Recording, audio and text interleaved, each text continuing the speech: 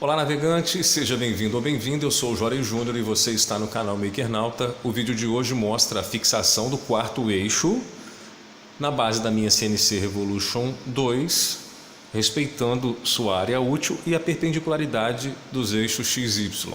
Então, de uma forma mais simples, eu tinha que garantir que o conjunto inteiro ficasse exatamente em paralelo com o eixo Y. Minha maior dificuldade foi fazer as marcações aqui, as furações manuais, já que esses batentes aqui, esse e esse, não puderam ser usinados como foi usinada a base. A base eu consegui fazer a marcação de furo, porém eu tinha que privilegiar os encaixes das guias lineares. Então, como eu tive que fazer dar esse privilégio no ato da usinagem, eu não tinha como fazer ao mesmo tempo um furo nesse ângulo e um furo nesse ângulo. Então, esse ângulo aqui iria ficar para fazer no mãozão, beleza? Bom, então como eu tive essa dificuldade, eu tinha também que garantir que tudo ficasse alinhado na mesa. Com o esquadro, simplesmente acreditando que os cortes da base ficaram 100% na esquadrejadeira, eu não podia levar isso em consideração. Eu tinha que respeitar, sim, os movimentos exatos da CNC.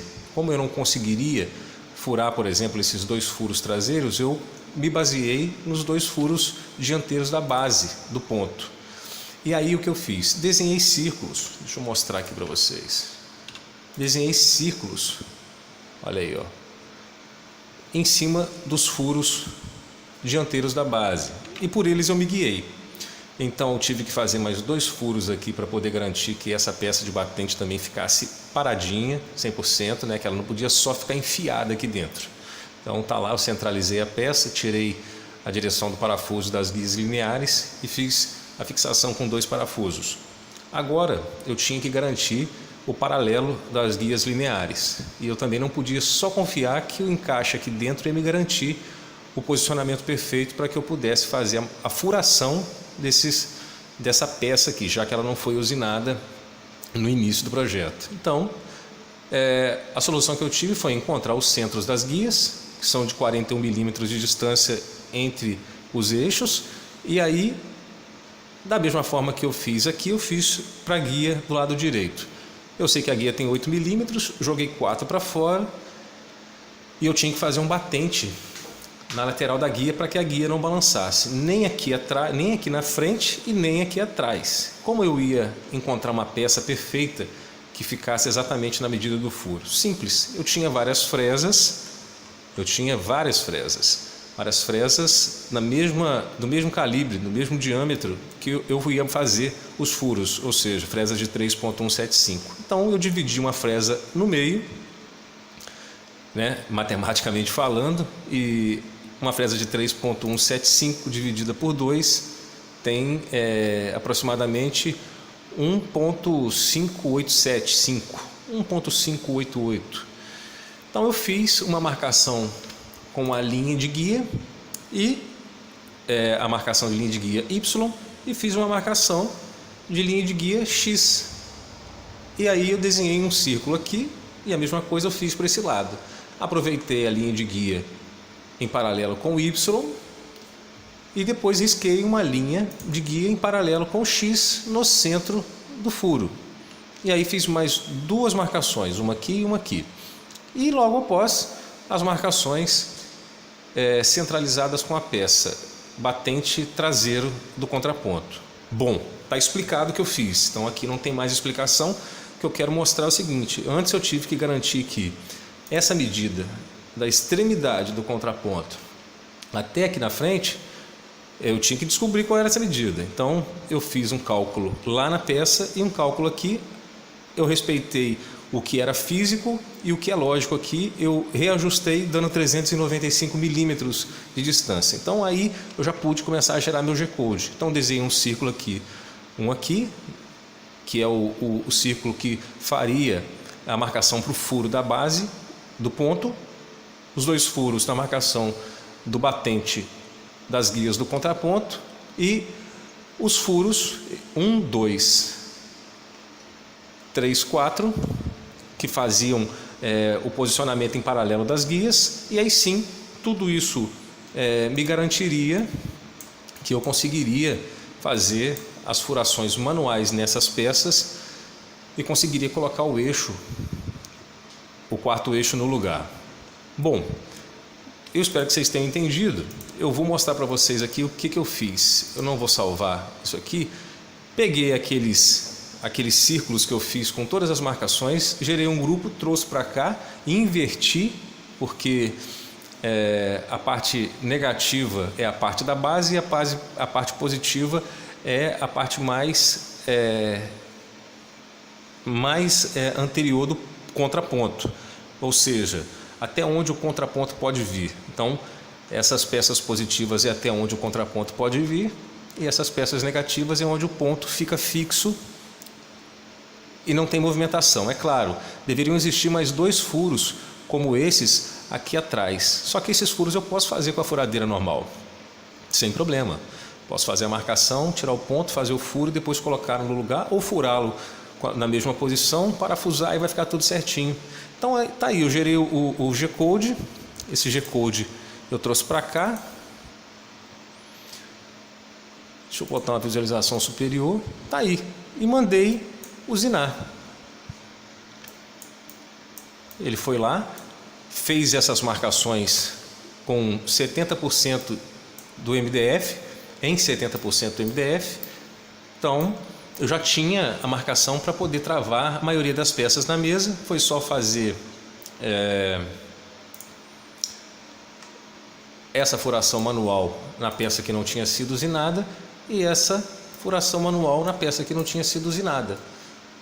Dei um jeitinho aí de fazer a marcação meio aleatória, furei manualmente, parafusei e o conjunto está todo no lugar. Eu vou mostrar para vocês agora.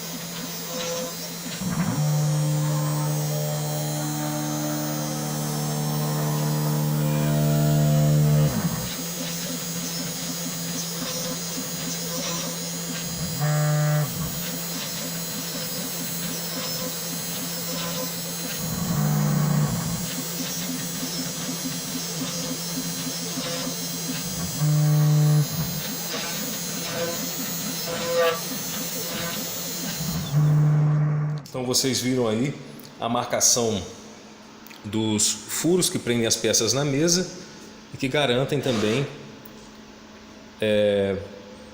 o posicionamento em paralelo com o eixo Y das guias lineares. Como eu disse lá na frente, eu tinha muitas fresas aqui, algumas fresas de sobra, e precisava garantir o paralelo desse eixo no ato do parafusamento aqui, né, para fazer a conferência. Então eu como já tinha marcado esses furos no G-Code, eu precisava de uma peça da mesma medida do furo. Então eu usei as próprias fresas, coloquei uma de cada lado, ela entra cantando aqui dentro do furo, né? Do lado da haste, ela é bem justinha, tem exatamente a mesma medida em diâmetro do furo, uma de cada lado. Eu fui lá, coloquei elas aqui e elas ficaram, eu não apertei até o final não, tá gente? Então elas ficaram muito bem posicionadas, ok? Então na hora de fazer o aperto aqui, e aqui também tem um furinho, né? Coloquei uma fresa aqui, coloquei 4 fresas para garantir o posicionamento. Poderia ter riscado, confiado num esquadro que eu pudesse ter gerado um risco na mesa com a própria CNC para fazer isso também, daria certo. Mas como eu tinha as fresas aqui, foi muito mais inteligente. Então tá aí. tudo bateu certinho, a ponta da fresa bate exatamente com a ponta do mandril. O conjunto inteiro se encontra perfeitamente nos pontos. Eu já fiz o teste, já puxei o contraponto até o extremo e trouxe a ponta da fresa, puxei o eixo Y até aqui e bateu certinho, então eu já garanti que consegui o paralelo entre eixos, né? Entre ponto e contraponto. Para fechar o detalhe aqui, parafusinho que eu não tinha mostrado para vocês, se eu der um leve aperto nesse parafuso aqui e um leve aperto nesse parafuso aqui, cabeça sextavada Allen, parafuso travante, se eu der um apertinho de cada lado, o ponto ele não volta, ele fica travado. Então eu posso encostar o ponto, travar a peça e fica tudo 100%. Então é isso, galera. Essa foi a forma que eu encontrei para fixar o conjunto na base da CNC Revolution 2. Reparem que essa é a base sem a mesa de sacrifício. Quando eu não for usinar nada, eu provavelmente volte com a mesa. E estou pensando em fazer o seguinte: como eu não tenho costume, eu vou fazer uma mesa de sacrifício até aqui, e eu posso remover somente o contraponto e deixar uma mesa de sacrifício com o ponto já fixado. Então eu não preciso ficar removendo o ponto, já que a maioria das peças que eu usino, elas nunca vão, né, até o final. E se eu precisar usinar uma peça mais comprida, eu posso puxar o eixo X para a esquerda, reativá-lo e usinar nessa posição aqui. Bom, isso é uma coisa a ser estudada mais para o futuro, mas tá aí, galera. Essa foi a montagem do conjunto do quarto eixo na base da CNC Revolution 2. Destacar o seguinte: eu estou tendo aqui mais ou menos entre eixos 230 milímetros. 230 milímetros. Então assim, não estou levando em consideração que eu posso usar uma flange aqui para travar uma peça. Então eu vou garantir que eu tenho com uma guia de 400 milímetros de comprimento, com as guias de 400 milímetros, eu tenho uma garantia de 210 milímetros, 21 centímetros, ok? Então é isso. Pessoal, grande abraço. Quem gostou aí, curte o vídeo, se inscrevam no canal e até o próximo vídeo.